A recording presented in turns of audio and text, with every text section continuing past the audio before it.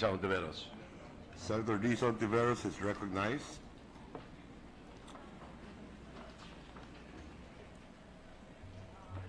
Salamat po, Mr. President. Mr. President, I rise on a point of personal and collective privilege. I rise to bring your attention to the unethical conduct of an official of the executive branch of government. Noong Martes, September 5, ay ginanap sa ilalim ng Committee on Public Order and Dangerous Drugs ang pangalawang hearing patungkol sa karimari-marim na pagpatay kay Kian Lloyd de los Santos ng police operatives ng Caloocan City. Sa hearing na ito, isa sa mga resource speakers ang DOJ Secretary na si Secretary Vitaliano Aguirre. Marami pong mga media at audience sa gallery nung araw na yon, gawa nga ng napakahalagang pinag-uusapan. Ang isa sa mga ito ay nakakuha ng photo ni Secretary Aguirre. Ito pong photo niya na nagte-text. Sa unang tingin, walang kakaiba sa larawang ito. Lahat naman tayo ay napapasilip-silip sa cellphone sa gitna ng Senate hearing. Ngunit, Mr. President, nabahala ang kumuha nung i-enlarge niya ang larawan ni Ginoong Aguirre. The photographer was inadvertently able to capture the text message exchange on the screen of the phone of the DOJ Secretary. Babasahin ko po ang nakalagay. Text sa kanya ng kausap niya. Naturuan na ni Hontiveros ang testigo. Her questions are leading questions.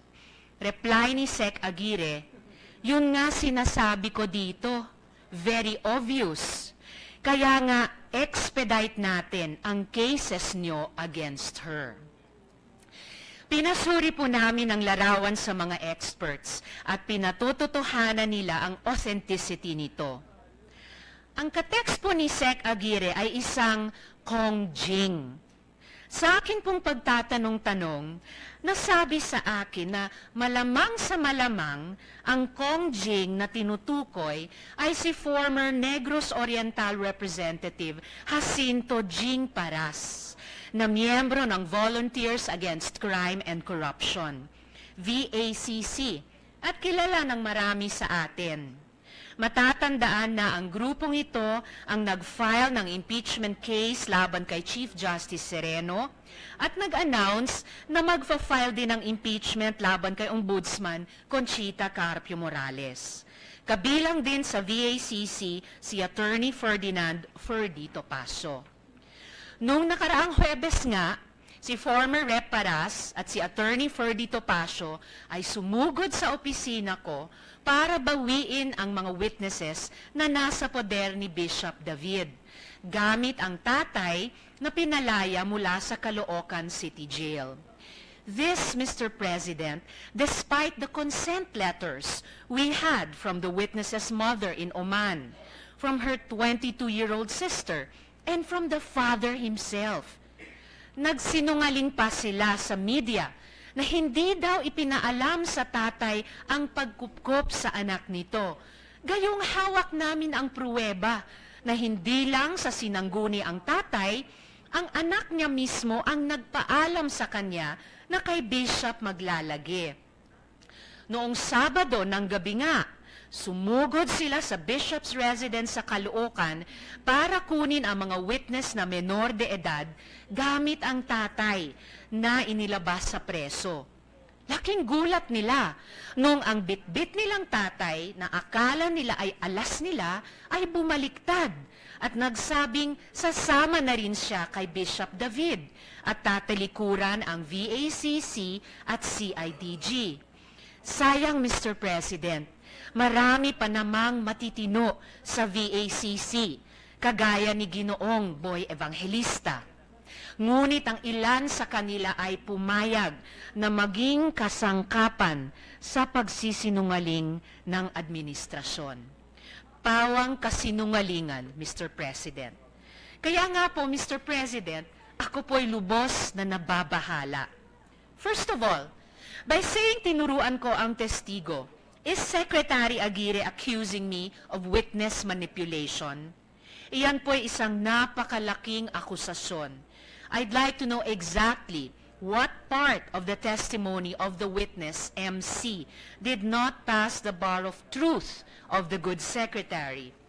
What part of it did he think was a product of my manipulation? Sa totoo lang, the testimony of the witness was consistent with the findings of the ballistic exam and with the post-mortem reports of both PAO and the PNP Crime Lab. She did not implicate anyone surprising, nor name any perpetrators beyond those already suspended. Moreover, the DOJ is handling the case filed by the NBI, which relied upon the testimonies of these witnesses. Ang sinasabi ba niya ay itong witnesses na ito ay minanipula o tinuruan? Gayong haharap ang mga witness na ito sa kanilang departamento para sa preliminary investigation. At best, Mr. President, this undermines the Bureau and the department's own work. Second, Mr. President, is the DOJ Secretary plotting a case against a sitting senator while a Senate proceeding is going on right inside the Senate Session Hall? Habang tayo naghihiring para makamit natin ang katarungan para sa isang 17-year-old na pinatay ng pulis na nakadapa sa lupa, mukhang ang pinagkakaabalahan ng ating Justice Secretary ay paano makaganti sa kanyang kalaban. Mr. President, kung kaya ito gawin ng Justice Secretary sa isang sitting senator, ano pa kaya sa ibang mga mamamayang Pilipino? The culture of political vindictiveness that allows a Justice Secretary to make a mockery of justice springs from the same poisonous well as the culture of impunity that encourages some police personnel to plant evidence, fabricate stories about their targets, and become cold-blooded killers. Hindi ako magtataka, Mr. President, kung sa mga susunod na araw ay may mga kaso ng isasampalaban sa akin si Justice Secretary o ng kanyang mga galamay sa VACC. If the Justice Secretary wants to file cases against me, see you in court, Mr. Aguirre. Third, Mr. President, I can't help but think that this supports the growing perception that cases are being filed against members of the opposition in order to silence and harass us. Si Senator Laila, kinasuhan ng drug charges gamit ang mga testigo na convicted criminals, malinaw na paglabag sa batas hinggil sa state witnesses. I believe that public service is a public trust, and we, public officials, should be subjected to the highest scrutiny. But it seems to me that the motivation of the Secretary is not the pursuit of accountability, but the pursuit of political vendetta. Our laws on accountability should be weapons for truth and better governance, not weapons wielded against political opponents who do not toe the line. Mr. President, parliamentary immunity as guaranteed in our Constitution is an essential part of our polity. To quote the words of the Supreme Court in the case of Pobre versus Defensor Santiago, legislators are immune from deterrence to the uninhibited discharge of their legislative duties, not for their private indulgence, but for the public good.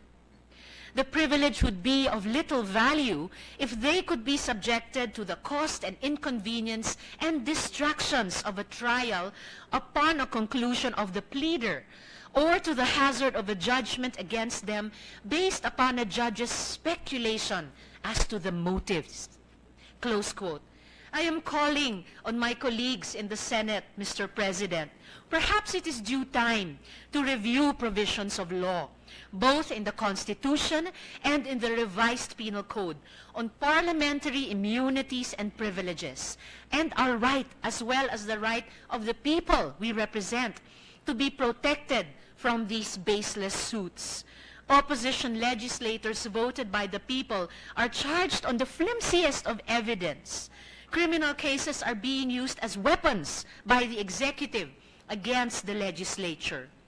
Let me spell out why the behavior of the Justice Secretary is so unethical, Mr. President, and so unbecoming a member of the civil service.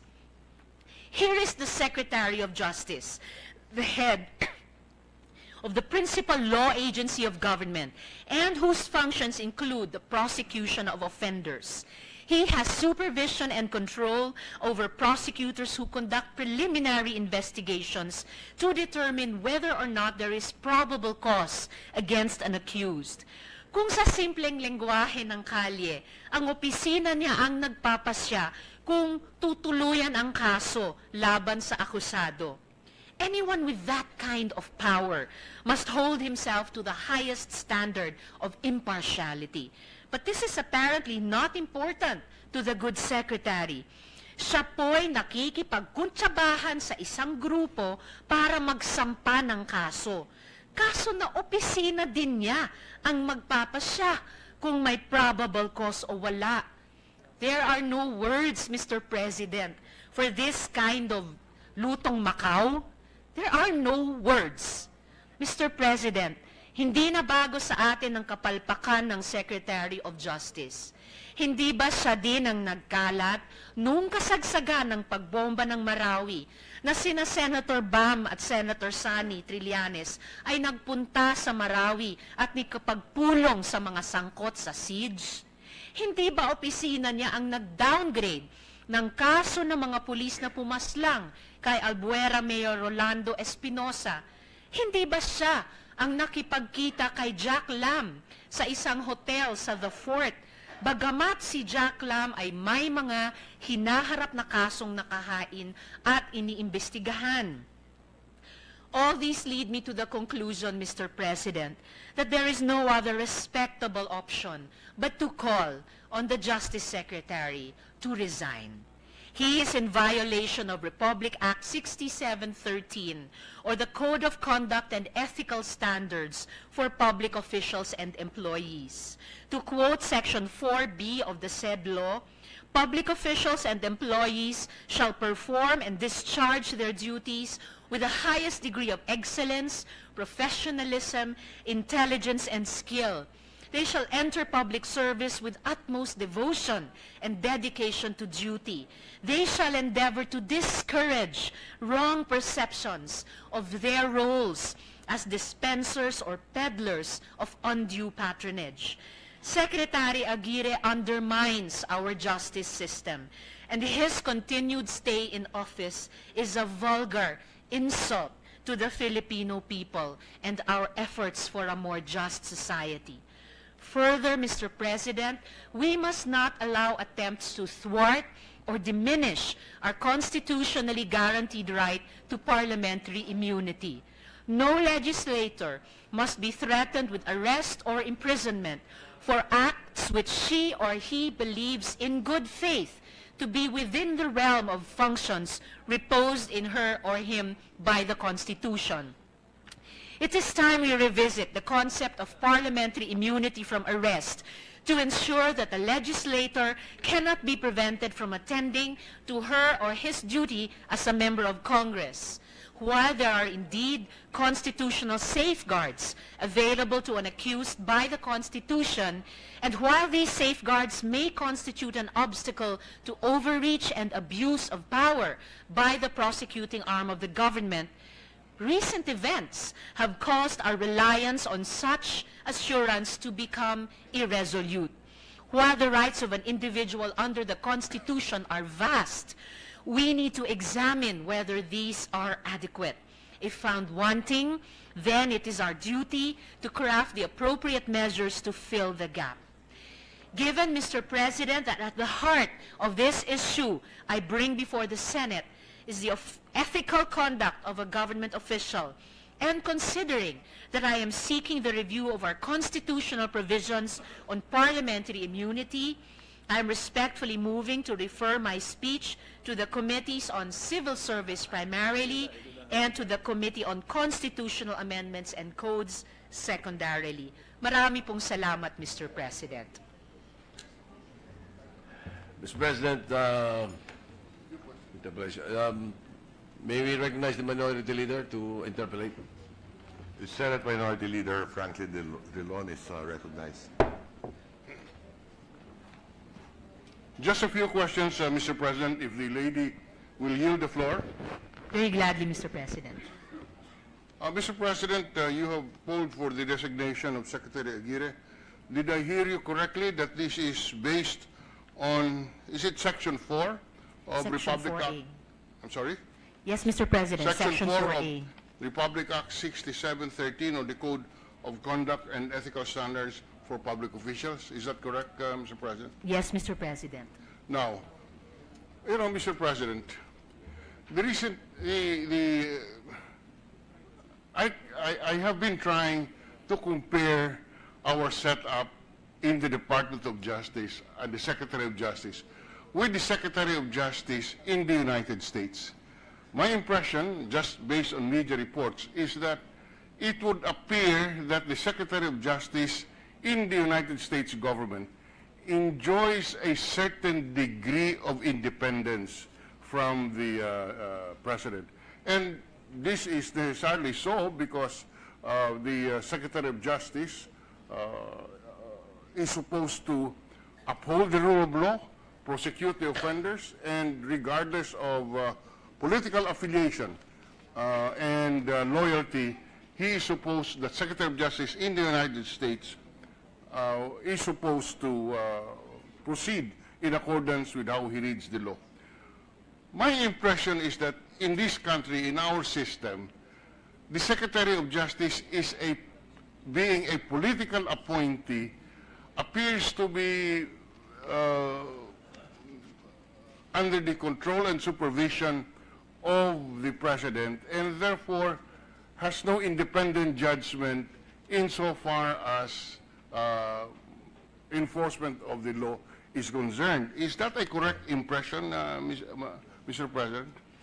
Unfortunately, Mr. President, past and very recent events would seem to bear that out. I think the situation that the good gentleman pointed out in another country with regards another Secretary of Justice is quite enviable. And yet, Mr. President, during his sponsorship speech of the Code of Conduct for Public Officials, then Senator Rene Saguisa did say, loyalty is something we often hear about these days. But to what is loyalty and to whom is it owed? Public servants in the civilian and military sectors are enjoined and exhorted at all times to uphold the Constitution and to put loyalty to flag and country above loyalty to persons, party, and faction. And I only wish, good gentleman, that this was observed less in the breach by our own Secretary of Justice here in the Philippines. Thank you, Senator Hontiveros. Again, on the topic and the issue of impartiality. In the committee hearings on the killing of Kian de los Santos, this representation has strongly suggested to the Secretary of Justice, Secretary Aguirre, that maybe he should defer to the Ombudsman insofar as the investigation of the killing of Kian de los Santos is concerned, because of the perception of lack of impartiality. We have gone on record and publicly have asked the Secretary of Justice to, in effect, inhibit himself from this investigation and leave to the Ombudsman the matter of investigating the policemen involved, given the history, as pointed out by Senator Hontiveros, of perceptions of partiality. Now, does the good lady senator share this view that we have taken in the course of the committee investigation, and has the good senator suggested the same to the good Secretary of Justice?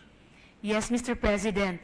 In various fora after the good gentleman aired that view, I expressed that I wholeheartedly share his view that in the spirit and interest of impartiality and the pursuit of justice, I likewise demanded that the Justice Secretary inhibit himself from all investigations being conducted into the killing of Kian. And secondly, Mr. President, I asked the Secretary to cease from offering the 3 witnesses who were then under the protective custody of the Senate and who afterwards, until now, are under the protective custody of the good bishop, to cease offering them to be covered by the Witness Protection Program of the DOJ.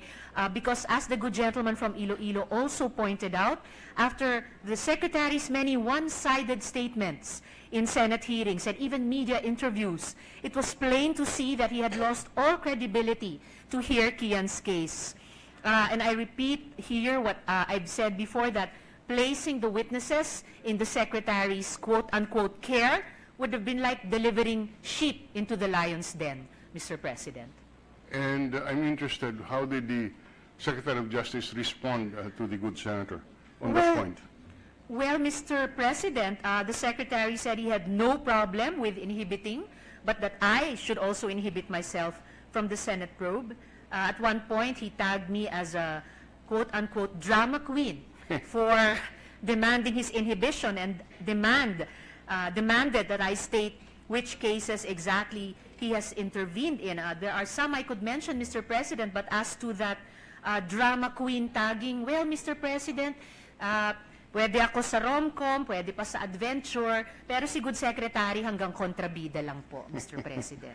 Maybe he had in mind your being a child protege of Repertory Philippines, where you had a lot of acting roles, Mr. President. I hope the Good Secretary's attitude when he uttered those words was as kind as that of the good gentleman. By the way, by the way, for the record, who has custody now of these minor children that you witnesses who are minors?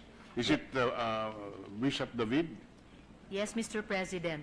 After the witnesses were discharged as witnesses of the Senate Committee on Public Order and Dangerous Drugs, after they had testified, then the protective custody of the Senate over them ceased, and they were turned over to the continuing custody of the good Caloocan Bishop Pablo Virgilio David, Mr. President. Yes. Mr. President, in the course of the speech of the lady, mention was made of former Congressman Jacinto Jing Paras and Attorney Topacio. Just to remind us, can the good senator read again the contents of the messages and exchanges between the good secretary and either Congressman Paras or Attorney Topacio, for the record?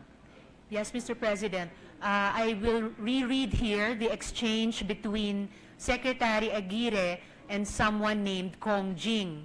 The Kong Jing said, "Naturuan na ni Hontiveros yung testigo. Her questions are leading questions." And the Secretary replied, "Yun nga sinasabi ko kanina dito, very obvious. Kaya expedite natin ang cases ninyo against her." End of exchange. So the substance of this is that he was encouraging, or in fact, or even directing Congressman Paras and Attorney Topacio to expedite the cases against Senator Hontiveros. Yes, Mr. President. He was he enjoined Kong Jing to expedite their cases, presumably VACC's cases against me, Mr. President. And where are the cases supposed to be filed? I assume with the Department of Justice?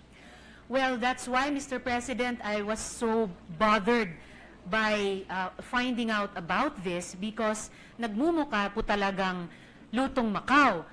Sabi ko nga po ay nakikipagkuntsabahan siya sa isang grupo na maghain ng kaso laban sa akin, kaso na departamento niya mismo ang magdidesisyon kung may probable cause o hindi at kung tutuluyan ang kaso laban sa akusado. So, napaka-unethical po, Mr. President, at napaka walang pagrespeto dun sa constitutional guarantees on immunity para sa mga mambabatas, Mr. President. Mr. President, former Congressman Paras and Ferdito Pasio, to my knowledge, are members of the legal profession. They're both lawyers, is that correct? Yes, Mr. President. Since they are not public officials, what standards would govern their conduct as legal practitioners? Well, Mr. President, though they are not holding public office as members of the legal profession, they are bound by the Code of Professional Responsibility. And this code applies with equal force to Secretary Aguirre, since Canon 6 specifically states that these canons shall apply to lawyers in government services in the discharge of their tasks. But as this conversation showing connivance clearly shows, Secretary Aguirre and Kong Jing failed to adhere to the Code of Professional Responsibility, particularly Canon 1, Rule 1.02. A lawyer shall not counsel or abet activities aimed at defiance of the law or at lessening confidence in the legal system. Canon 10, Rule 10.01. A lawyer shall not do any falsehood, nor consent to the doing of any in court, nor shall he mislead or allow the court to be misled by any artifice. And Canon 12, Rule 12.04. A lawyer shall not unduly delay a case, impede the execution of a judgment, or misuse court processes, Mr. President. I'm sure, Mr. President, that many lawyers do not know this canon. Ethics is only 2 units in college, but never mind. While you were delivering your speech, the Majority Leader and I were talking about where to refer the speech. And the Majority Leader said he has some difficulty trying to figure it out. But I noticed that you moved that for a referral to the Committee on Civil Service. Why would this be to the Civil Service, Mr. President? I move, Mr. President, for my speech's referral to the Committee on Civil Service primarily, and to the Committee on Constitutional Amendments and Codes secondarily. To the Committee on Civil Service primarily, Mr. President, because the heart and soul of the speech touches on ethical conduct, or in this case, I'm averring unethical conduct on the part of a public official, on the part of a member of the civil service, Mr. President. And also secondarily to the Committee on Constitutional Amendments and Revision of Codes, because in my speech, Mr. President, I also call on our chamber to review if the constitutional guarantees on immunities of legislators are currently sufficiently spelled out so as to afford this guarantee or this privilege to all members of the legislature in the proper conduct of our legislative duties, Mr. President. Just one final point, and this is concerning the witnesses who are admittedly minors and which gave rise to all these problems that you're bringing to this chamber. By the way, for the record, the witnesses are all minors, Mr. President? Mr. President, there were 3 witnesses in the Senate's custody, 2 of whom were minors, and the third, the last one, is an adult, Mr. President. Now, did the parents of the minors consent to your office having custody of these witnesses, for the record? For the record, Mr. President, yes, with respect to the youngest witness, as to the older but also minor witness, consent was given by her guardians. Her guardians gave consent because her guardians are serving as the de facto guardians since she had been living with their family or with the guardian's family. As for the youngest minor witness, Mr. President. Her father delegated her 22-year-old sister to serve as guardian of her sister. Her mother sent a notarized consent for her daughter, the youngest minor, to testify and delegated her sister of legal age as guardian, and the guardian of legal age gave written consent for her minor sibling to testify and granting custody at first to my office and then to the Senate, Mr. President. So this consent given was in writing and duly notarized. Yes, Mr. President. All these documents of consent are in writing and duly notarized, including the one sent by the OFW mother from abroad through the Philippine consulate in that country. Just one final point, just for the record. After you have taken custody of these witnesses pursuant to the written authority or consent, has any agency been denied access to these witnesses? Never, Mr. President. As I had repeatedly stated, if the public attorney's office had wanted to get the testimonies of the witnesses, they were and still are free to do so. In fact, the Commission on Human Rights, the National Bureau of Investigation under the department, and the Office of the Ombudsman have already done so. In fact, the NBI filed a case based on the testimony, the affidavits of the witnesses. The Bureau filed a case in the DOJ, and there are already scheduled 2 hearings in the next weeks, Mr. President.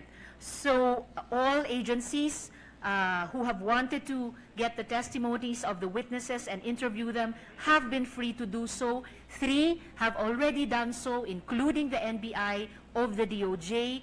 There was no need for anyone to take custody of the witnesses just in order to get their testimonies, Mr. President, and cases are already filed based on these testimonies of the witnesses, Mr. President. Thank you very much, Senator Hontiveros. Thank you very much for spreading to the record those vital information. We no longer have questions, Mr. President, and we thank Senator Hontiveros for yielding the floor for those clarificatory questions. Thank you, Mr. President. Thank you to the good minority leader. Mr. President, Would the distinguished lady restate the motion she made earlier? Yes, Mr. President. Mr. President, before she does that, if you do not mind, and she will not mind, I will first confirm what the minority leader said concerning the predicament that I was in. As a matter of fact, I was voicing it with him. And initially, we were discussing public accountability, perhaps justice. Now, the distinguished lady was putting forth a motion that was not restated yet, which is the Committee on Civil Service and Committee on Constitutional Amendments, so that we do not be misinterpreted.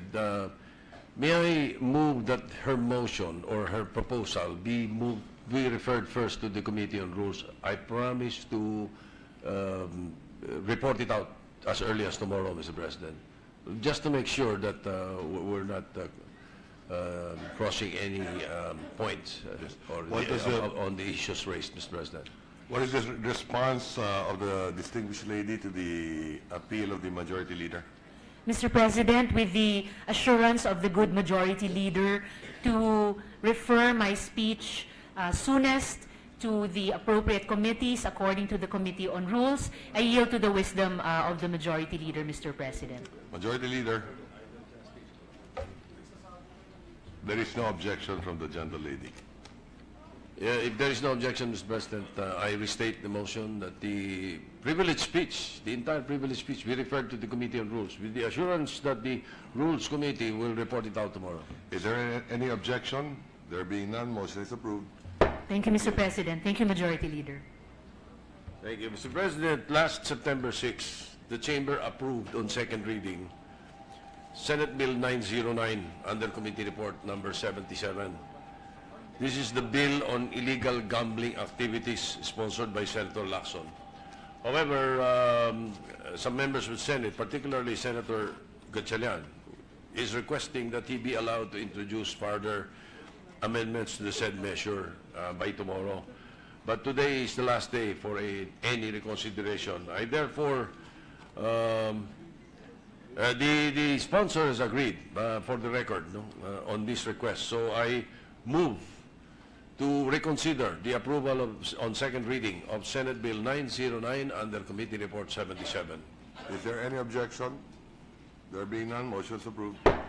We will open the period of individual amendments tomorrow, Mr. President. I move that the Senate Bill 909 be suspended. Consideration be Is there suspended first. any objection? There being none, motion is approved.